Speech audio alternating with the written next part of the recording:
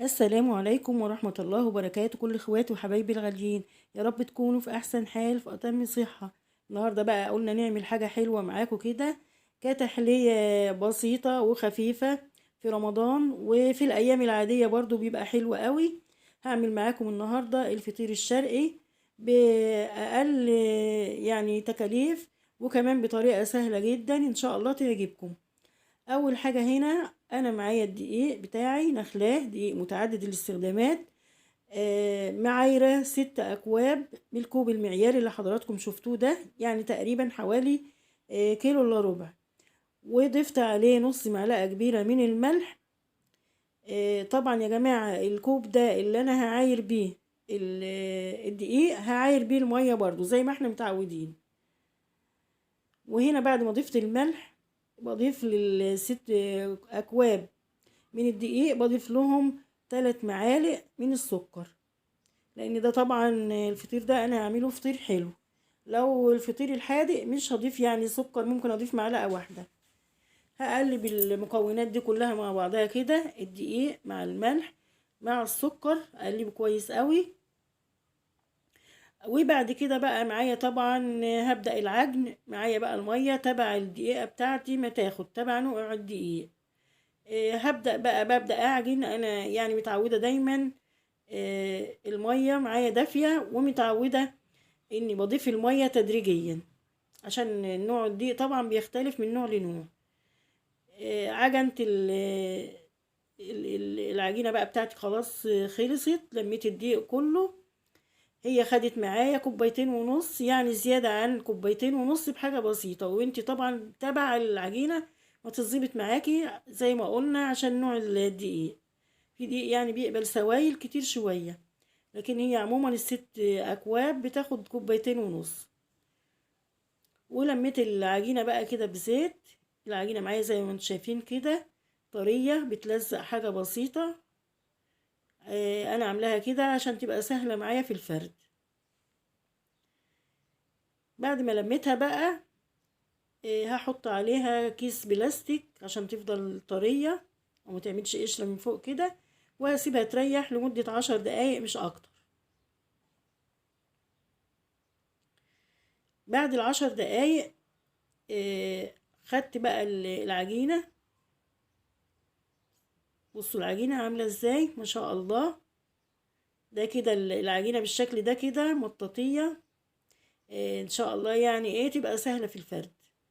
خدت بقى العجينة كده على صينية مدهونة بزيت، وقطعتها كور زي ما حضراتكم شايفين بالحجم ده كده. الحجم ده بالنسبة لي مناسب، لاني هعملها في الطاسة. لو عايزة تكبريها برضو حاجة بسيطة عن كده، عايزة تقللي عن كده برضو مفيش مشاكل. سبتها طبعا ريحت بتاع 10 دقايق. هنا كمان بقى انا هبدأ فرد الفطير. طبعا هبدأ بأول واحدة، أول كرة عملتها. هنا هفرد على صينية. لو عندك الرخامة واسعة وواخدة راحتك هتبقى أريح ليكي طبعا. بس أنا يعني هنا عندي المكان ما باخدش راحتي في التصوير يعني.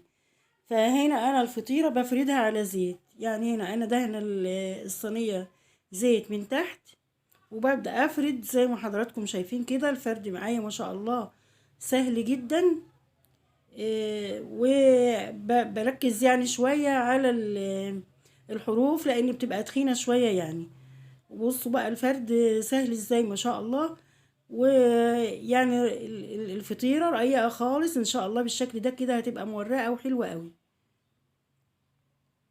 الفطيرة اتفردت معايا بقى بالشكل ده كده، يعني حتى لو في قطع ولا حاجة في الفطيرة فده كله بيتلم مفيش مشاكل. وبعد كده بجيب السمنة بتاعتي. السمنة طبعا يعني لو سمن بلدي بيبقى افضل، او لو اي نوع كويس عندك، يعني مش هتجيبي سمنة بلدي، اي نوع كويس يعني. وباخد السمنة قليل كده بسيط كده، بدهن بسيط. وبعد كده جبت الحرف الاولاني كده تنيته، لان ده كده انا باخده بقى بطانة للحشوة بتاعتي، عشان الحشوة ما تقعش من الفطيرة، ما تتقطعش والحشوة تقع منها. تنيت الحرف الاولاني كده من الفطيرة، وببدأ احط عليه الحشوة بتاعتي. الحشوة عبارة عن اول حاجة بحط معلقة من السكر البودرة، وكمان عليه معلقة من جوز الهند اللي هي الناعمة، وبفردها كده. وبجيب بقى معايا هنا زبيب، ومعايا فول سوداني. لو عايزة تخلي الفول برضو سليم كده زي انا ما عاملاه، او عايزة تطحنيه بسيط كده في الخلاط، برضو بيبقى طعمه حلو قوي. هنا انا عاملاه سليم. وجبت الحرف التاني كده تنيته على الحشوة بتاعتي، غطيت الحشوة. وده كله كده بالفرد، لما بلاقي في حرف تخين ولا حاجة بفرده برضو كويس. وضفت برضو معلقة كده من السمنة، يعني انا بضيف سمنة بسيطة. متعودة انا في الاكلات بتاعتي او في اي حاجة على قد ما بقدر بخف من المادة الدهنية، سمنة او زيت، لانه يعني بيبقى مش مقبول في الاكل. لما بيبقى فيها السمنة او الزيت كتير ما بتبقاش مقبولة في الاكل، وكمان مش صحي. جبت بقى الحرف ده على ده كده وكده نميت الفطيرة بالشكل اللي حضراتكم شفتوه ده كده. اركنها على جنب بقى، واخد واحدة تانية برضو بنفس الطريقة. دهنا الصينية زيت، وفردتها بنفس الطريقة كده لغاية ما اتفردت معايا كده ورقيقة زي ما انا عايزة. وجبت الحرف ده كده، وحطيت الحشوة بتاعتي وشوية السمنة، ولميت الفطيرة. والفطاير بتاعتي كده اهي جاهزة. هسيبها برضو لمدة يعني من 5 ل10 دقايق، مش كتير عشان ما تسيحش معايا. وبرضو هبدأ بأول فطيرة أنا فردتها. هاخد شوية من الزيت، مش كتير، زيت قليل في الطاسة كده، عشان بس الفطيرة تبقى بتلمع كده من هنا ومن هنا. انما مش هحط زيت ولا سمنة ولا اي حاجة كتير، لان هي كده واخدة حقها في الزيت والسمن كويس قوي. بعد كده بقى هحطها في الطاسة. خدت اول واحدة برضو انا فردتها، وهحطها في الطاسة. وهبدأ بقى عملية التسوية. اول حاجة باخد الطاسة كده الفطيرة كده في الطاسة على نار عالية، وده عشان الفطيرة تشمع من تحت. اول ما الفطيرة اتشمعت كده ونشفت من تحت، بدأت بقى اهدي النار واسويها واحدة واحدة، لان لو سبت الفطيرة على نار عالية فهتتحرق من تحت ومن فوق كده، تتحرق معايا، ومن جوه مش هتبقى مستوية. فانا كده باخدها بقى على نار هادية، اسوي كده براحتي عشان تستوي من جوه براحتها. وكمان يعني تاخد اللون بقى الذهبي اللي انا عايزاه كده. وهي ان شاء الله يعني مش بتاخد وقت خالص. بفضل بقى اقلبها من هنا لهنا كده لغاية ما توصل للون اللي انا عايزاه، واعرف ان هي استوت.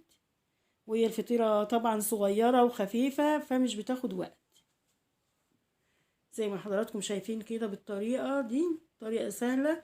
الطاسة اللي معايا دي طبعا طاسة تيفال، او يعني عندك طاسة جرانيت سيراميك. المهم يعني ان الفطير عادي، يعني ممكن هوريكم برضو الوقت ان هو مش على الطاسة التيفال بس، ان هو ممكن يتسوى. ممكن كمان تعمليه على الصينية ألمونيوم، بيبقى حلو برضو. خلصت كده الفطيرة بتاعتي زي ما حضراتكم شايفين، خدت اللون الذهبي الحلو واستوت معايا. هنا بقى ادي التسوية هيت على الصينية الألمونيوم، برضو دهنا الصينية زيت قليل. وبعد كده ببدأ برضو تشمع معايا من تحت كده، وبدير الصينية من هنا لهنا كده، وابدأ برضو اقلب فيها من هنا لهنا. يعني لو ما عندكيش الطاسة دي عادي ممكن تسوي على الصينية الألمونيوم، مفيش مشاكل. بفضل بقى كده من هنا لهنا برضو اقلبها لغاية ما خدت معايا الوش اللي حضراتكم شايفينه ده كده واستوت. والفطير بتاعي كده جاهز، عمل معايا 12 فطيرة. رشيت عليه بقى كده سكر بودرة.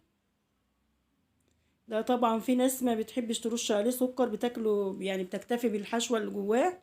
دي حاجة اختياري طبعا، بس هو بيبقى جميل جدا زي اللي بنشتريه من بره بالظبط، ويمكن اجمل كمان وطري ومورق. وهوريكم الحشوة كمان من جوه. ادي الحشوة بتاعتها اهي في نص الفطيرة بالظبط. والفطير ما شاء الله خفيف ومورق ومستوي وطري وجميل جدا. اتمنى تجربوا الطريقة بتاعتي وتعجبكم. ولو عجبكم الفيديو اتمنى اشتراك في القناة، تنوروني، ولايك كده لو عجبكم الفيديو. والقاكم بخير مع فيديو جديد ووصفة جديدة من وصفاتنا ان شاء الله.